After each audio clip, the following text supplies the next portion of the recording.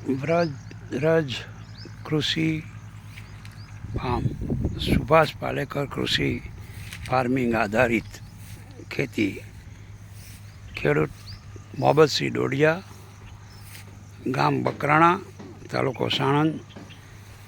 આપ જોઈ રહ્યા છો કે અત્યારે નવું વાવેતર પણ થઈ રહ્યું છે. જામફળનું, સીતાફળનું, મોસંબીનું, એપલ બોર, ચીકુ, જામફળ એ બધાનું થઈ રહ્યું છે વાવેતર. બીજી બાજુ આ જે દાડમ આવી ગયા છે, આપ જોઈ શકો છો. દાડમ ના છોડ ઉપર દરેક જગ્યાએ દાડમ થઈ ગયા છે. હવે એને ઉતારવાના છે. આપ જોઈ શકો છો આ સમગ્ર દાડમ છે. વચ્ચેના ભાગમાં સરગવો છે, શેરડી છે, નાળિયેરી છે.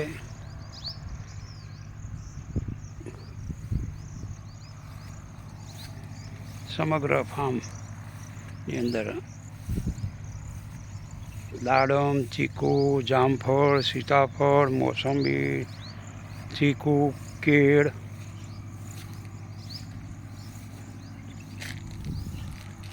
વગેરે પાકોનું વાવેતર થઈ રહ્યું છે. સુભાષ પાલેકર કૃષિ ફાર્મ, સુભાષ પાલેકરજીની કૃષિ આધારિત જે ખેતી કહેવી શકાય એ ટાઈપનું આ ખેતી આપ જોઈ શકો છો. દાડમ એક છોડ ઉપર લગભગ 50-100 નંગ દાડમ બેઠા છે. આ સંપૂર્ણ ગાય આધારિત ખેતી છે, જેમાં અમે જીવામૃત, ઘન જીવામૃત, વાસ્પા અને આચ્છાદનનો આયોજન કરીએ છીએ. આપ જોઈ શકો છો. બે દાડમની વચ્ચે એક સરગવો છે. સરગવો આપ જોઈ શકો છો. જોઈ શકો છો આપ.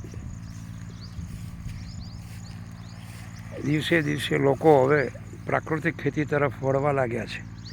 અને પ્રાકૃતિક ખેતી આપણા વડવાઓ કરતા જ આવેલા છાણિયા ખાતરનો ઉપયોગ કરી વાવેતર કરતા.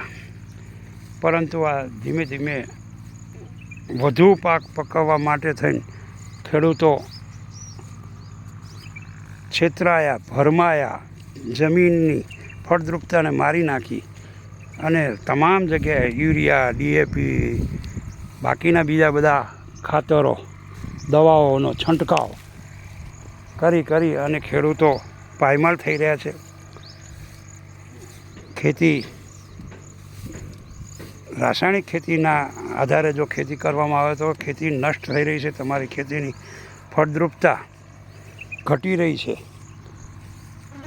એટલે હવે પ્રાકૃતિક કૃષિ સિવાય આપણો કોઈ વિકલ્પ નથી. અને આપણે જો આપણા બાળકોને ઝેર ન ખવડાવી શકતા હોય, કોઈક લાફો મારે તો એ લાફો પણ આપણે સહન ન કરી શકતા હોય, તો પછી આ દાળ આપણે ઝેરવાળું ખોરાક, રાસાયણિક ખાતરોવાળું ખોરાક ખેડૂતો વેચી અને એમાંથી ઉપજ પેદા કરે, પણ આમ જનતાના બાળકો, આમ જનતાને આપણે ઝેર પીરસતા હોય એવું થાય.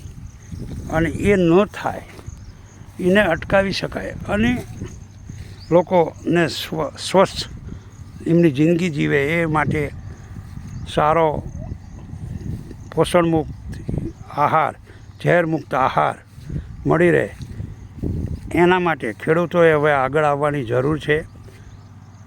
અમે લોકોએ અત્યારે જે તમે જોઈ રહ્યા છો ફાર્મ, એ 7 થી 8 વીઘાની અંદર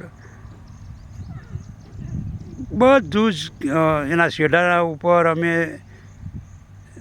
શું કહી શકાય આપણે એને મલિયા ડૂબિયા યા તો મલબારી લીમડાનું વાવેતર કર્યું છે. વાંસ કર્યા છે અંદરના ભાગમાં દાડમ, ચીકુ, જામફળ, સીતાફળ, નારંગી, મોસંબી, કેળ,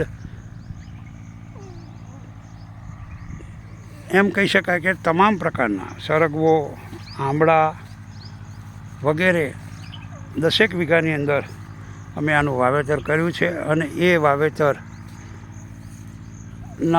છેલ્લા 2-3 વર્ષથી 2020થી આમ તો હું પ્રાકૃતિક ખેતી તરફ વળ્યો છું.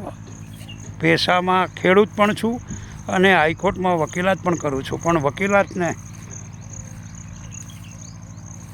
છોડી હવે નિવૃત્તિ જીવન જીવવા તરફની આ એક દોડ, અને એ રીતે હું ગામડે આવ્યો છું. ગામડે રહું છું. બકરણા ગામ છે, તાલુકો સાણંદ, જિલ્લો અમદાવાદ. આ પ્રાકૃતિક ખેતીનો માહોલ આપ જોઈ શકો છો. વાડીએથી આપણે ક્યાંય જવાનું મન ન થાય. ભૂખ્યા અને તરસ્યા અહીંયા બેસી રહેવાનું મન થાય એવું આ વાતાવરણ, આહલાદક વાતાવરણ, કુદરતના ખોળે, પ્રકૃતિના ખોળે જીવી રહ્યો છું.